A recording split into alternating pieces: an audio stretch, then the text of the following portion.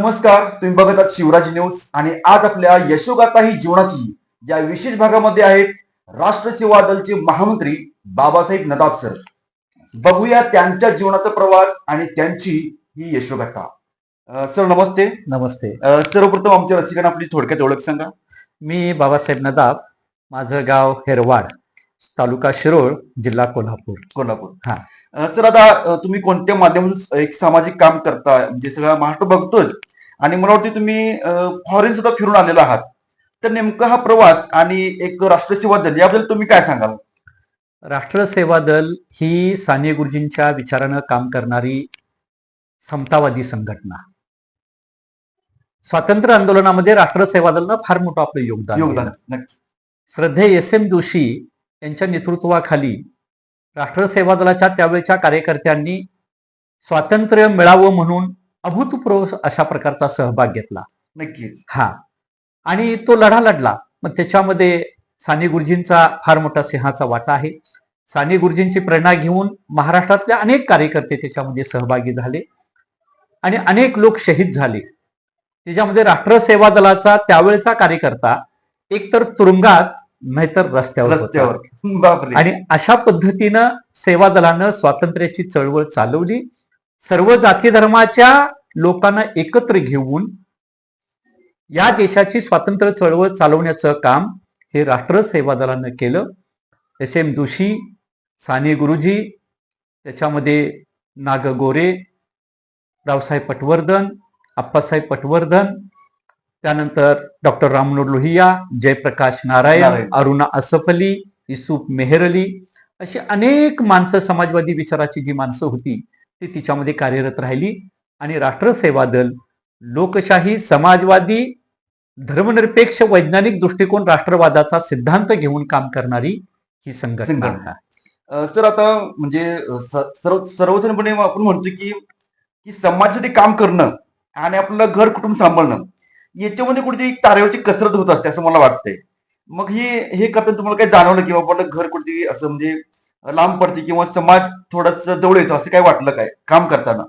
एक असं आहे की समाजामध्ये ज्या वेळेला तुम्हाला काही बदल करायचा असतो, परिवर्तन करायचं असतं, तेव्हा कुठलीही गोष्ट ही सवडीनं होत नसते. नक्कीच. म्हणजे एक तर त्या गोष्टीला आवड लागते. करेक्ट. नक्कीच. बरोबर. म्हणजे छत्रपती शिवाजी महाराजांचा आदर्श आपण डोळ्यासमोर घेतला तर शिवाजी राजांनी ज्या पद्धतीने योगदान दिलं असेल, 18 पगड जातीच्या सगळ्या लोकांना बरोबर त्यांनी घेतलं आणि ते म्हणताना म्हटले की हे रयतेचं राज्य आहे, म्हणजे माझं राज्य नाही, रयतेचं राज्य आहे. आणि मग सर्वसामान्य लोकांना माणूस म्हणून जगायला मिळालं पाहिजे. शोषणमुक्त समाज आणि भयमुक्त जीवन हा खरा मानवी समाज असतो. आणि त्या पद्धतीचा विचार त्यांच्यामध्ये मूल्य रुजवण्याचं काम माता जिजाऊने केलं असेल. तोच वारसा अनेक वेगवेगळ्या लोकांच्या जगण्यामध्ये आला. तसा हा सेवा दलाचा विचार आहे. म्हणजे आपण मागे जर पाहिलं तर बुद्धाने आपल्याला जे दिलेलं तत्वज्ञान आहे किंवा भगवान महावीराने दिलेलं तत्वज्ञान आहे, बसवनाने दिलेलं तत्वज्ञान आहे, येशूने दिलेलं तत्वज्ञान आहे, पैगंबरांनी दिलेलं तत्वज्ञान आहे, हे मानवतावादी तत्वज्ञान आहे. माणसाला माणूस म्हणून जगता आलं पाहिजे, हा जे तत्वज्ञान आहे. मग त्या तत्वज्ञानाच्या विरोधामध्ये काही तत्वज्ञान होतच ना. नक्कीच. हा. माणसाचं शोषण करणारं, माणसामध्ये भेद त्रास आणि शोषण हे माणसाच्या पाठीला पुजलेलंच होतं. मग अशा वेळेला माणसाला शहाणं करण्याचं काम या सर्व लोकांनी केलं. तोच वारसा माझ्या बा ज्योतिबानं केला, सावित्रीबाईनं केला, बाबासाहेब आंबेडकरांनी केला, माझ्या राजर्षी शाहूराजांनी केला. आणि तेच काम, तोच आदर्श आमच्या डोळ्यासमोर होता. आणि म्हणून आपण ठरवून या कामामध्ये स्वतःला झोकून दिले. आपलं कुटुंब, आपलं परिवार, त्या गरजा ह्या असणार, परंतु आपण केवळ गरजामध्ये अडकून पडलो तर समाजाचा विचार कोण करणार?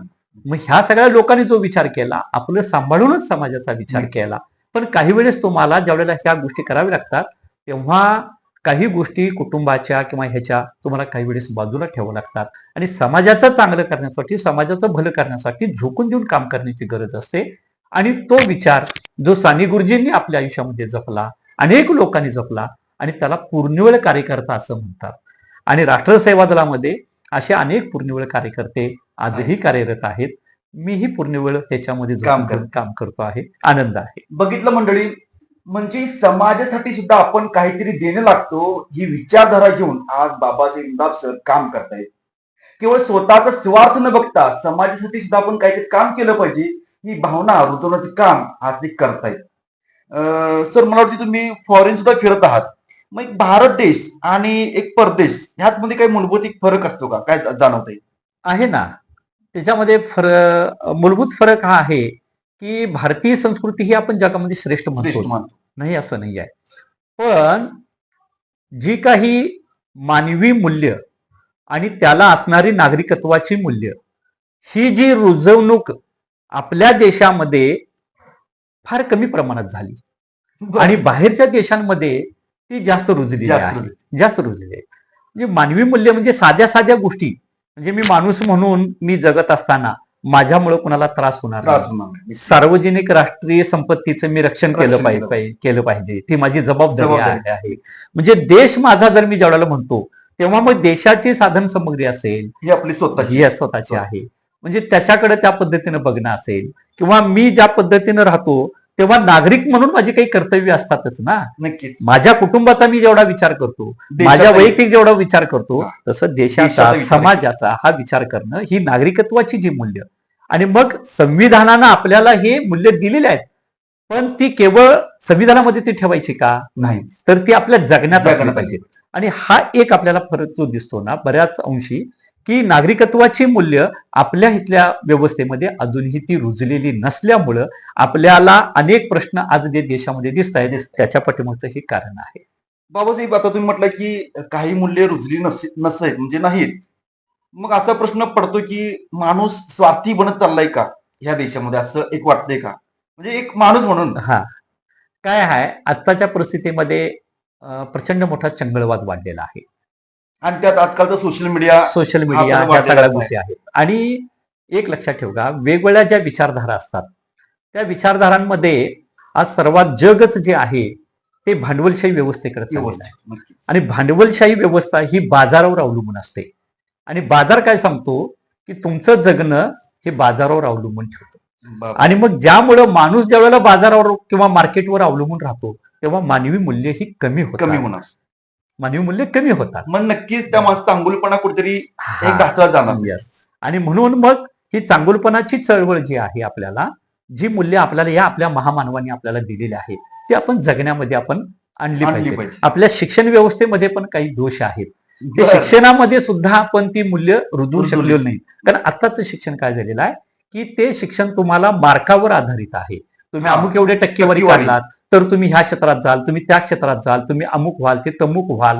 म्हणजे अशा पद्धतीनं प्रचंड मोठी स्पर्धा निर्माण केली गेली, परंतु त्याला मानवी मूल्यांची जोड आत्ताच्या शिक्षणाला किती आहे हा आत्मचिंतनाचा विषय आहे. आणि म्हणून या पातळीवर आपण विचार करण्याची गरज आहे. कुठलंही क्षेत्र जरी असलं तरी मानवी मूल्य, नागरिकत्वाची मूल्य जर ती जगण्यात येणार नसतील तर समाज व्यवस्था ढासळू शकते. आणि म्हणून तुमचं जगणं जर मार्केटवर असेल तर मग मनामध्ये एक प्रकारची भावना काय तर होते की मला ह्या सगळ्या गोष्टी माझ्यासाठी आहेत मार्केटमध्ये जे आहेत, आणि त्याच्यासाठी मला पैसा लागणार आणि पैसा मिळवायचा तर मी कुठल्याही मार्गाने मिळवणार. अशा प्रकारची एक विकृत मानसिकता तयार होते आणि हे समाजाला घातक आहे. नक्कीच बघितलं मंडळी, म्हणजे विद्यार्थी दशेमध्ये असताना किंवा शिक्षण क्षेत्रात काम करत असताना सुद्धा आपल्याला बाबासाहेबांनी फार महत्वाचा सल्ला दिला, तो म्हणजे प्रत्येक विचार हा अंगीकारला पाहिजे. ज्या नागरिक शास्त्राच्या पुस्तकामध्ये आपण जी गोष्ट शिकतो ती गोष्ट आपण आपल्या आयुष्यामध्ये अंमलात आणली पाहिजे, असा एक सुंदर विचार त्यांनी मांडलेला आहे. बाबासाहेब, एक जाता जाता आमच्या रसिकांना आणि विद्यार्थ्यांना फार तर, कारण आपण म्हणतो की विद्यार्थी आपल्या देशाचं भविष्य आहे, बरोबर, ते विद्यार्थ्यांना तुम्ही काय संदेश देऊ इच्छिता? विद्यार्थ्यांना माझा हा संदेश आहे की कुठलंही शिक्षण हे शिक्षणच असतं. जगामध्ये आज काय असेल तर नॉलेज इज ग्रेट. हा, नॉलेज इज पॉवर. ज्ञानाच्या पलीकडं कुठलीही मोठी संपत्ती नसते. तुम्ही ज्ञानवंत व्हा, तुम्ही गुणवंत व्हा, परंतु हे सगळं करत असताना आई वडील यांना सांभाळत असताना, भाऊ बहिणी सगळी नाती सांभाळत असताना समाजामध्ये तुम्ही माणूस म्हणून जगायला शिकलं पाहिजे.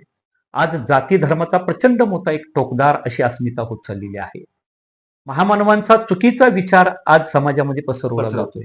आणि ज्या महामानवांनी जातीसाठी कधी काम केलं नाही, धर्मासाठी काम केलं नाही, ते मानवतेसाठी काम केले, पण त्याच महामानवांना आपण जातीमध्ये वाटून घेतो, धर्मामध्ये वाटून घेतो आणि माणूस म्हणून जगायचाच आपण विसरून चाललेलो आहोत.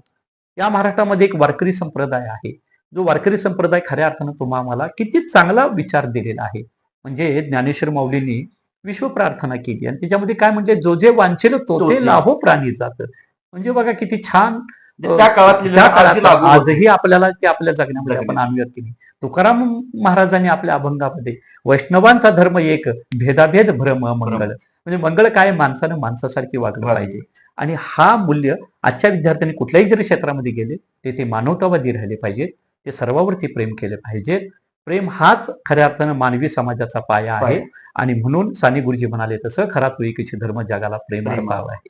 हे मूल्य त्यांनी आपल्या आत्माला आत्मसात करावं, कुठल्याही क्षेत्रामध्ये जावं, गोरगरिबांची अडण्यांची सेवा करण्याचं काम त्यांनी करावं. कुठल्याही पदावर जरी गेलं तर मी माणूस आहे आणि मी या व्यवस्थेतनच मी तयार झालेलो आहे आणि म्हणून या व्यवस्थेला मी कुठल्याही प्रकारचं एक लांछन लावणार. लांछन लागणार नाही, अशा पद्धतीने केलं पाहिजे. मग ते राजकारणाच्या क्षेत्रातलं असू दे, प्रशासनातलं असू दे, उद्योग क्षेत्रातला असू दे, कुठेही असू कुठल्याही दे, क्षेत्रात. माणूस हा केंद्रबिंदू असला पाहिजे आणि माणसाभोवती त्याची सगळी जी काही व्यवस्था आहे ती समतेवर आधारलेली, मायेवर आधारलेली, प्रेमावर आधारलेली, देशवार नाही तर द्वेष जाऊन प्रेम वाढीस लागावं, अशा प्रकारचं एक संस्कार आत्ताच्या विद्यार्थ्यांनी घेऊन गेलं तर मला वाटतं निश्चितच बलसागर भारत होईल, असं मला नम्रपणानं वाटतं.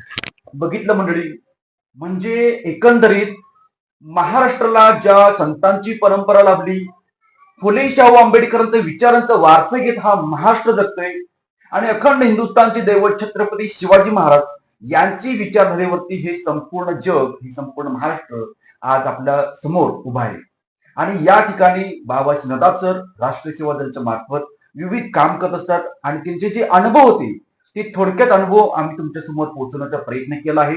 जर तुम्हालाही या अनुभवाबद्दल काही जर बोलायचं असेल तर नक्कीच कमेंट करून तुम्ही आम्हाला हा प्रश्न विचारू शकता. बाबासाहेब, एक छोटासा प्रश्न आहे. आजकाल एआय तंत्रज्ञान थोडं वाढतंय हो. आणि थोडंसं आउट ऑफ आहे, पण एक तुमचं एक माणूस म्हणून, कारण एआय तंत्रज्ञान आल्यानंतर अनेकांच्या नोकऱ्या जात आहेत असं म्हणजे ऐकण्यात येते, तर जी खरं खोटं ह्या बंधनात न पडता ही सिस्टीम तुम्हाला कशी वाटते? एका गाण्याच्या ओळी मला 4 आठवतात या निमित्तानं. आदमी भविष्य में यंत्र का न हो गुलाम, आदमी भविष्य में यंत्र का न हो गुलाम, मानवीय गुण बढ़ेंगे काम से. काम असे हाँ, मानवीय गुण बढ़ेंगे काम काम से. से. ऐसे योग युक्त काम हर जगह चलाएगी भारतीय सांस्कृतिक क्रांती, मानवीय सांस्कृतिक क्रांती. आपण तंत्रज्ञान हे जरी तयार केलं असलं तर त्या तंत्रज्ञानानं माणसाचं जीवन उद्ध्वस्त होता उपयोगाचं नाही, नक्की. तर त्या तंत्रज्ञानाचा वापर किती आणि कसा करावा याचा विवेक आपण ठेवला ठेवला पाहिजे, मला असं स्वतःला वाटतं. नाहीतर मग आपण सगळेच जर तंत्रज्ञानाच्या आहारी गेलो, मग जग काय होईल? तंत्रज्ञानावर चालवायचं आहे आणि तंत्रज्ञान भावना, मन काही जाणत नाही आहे.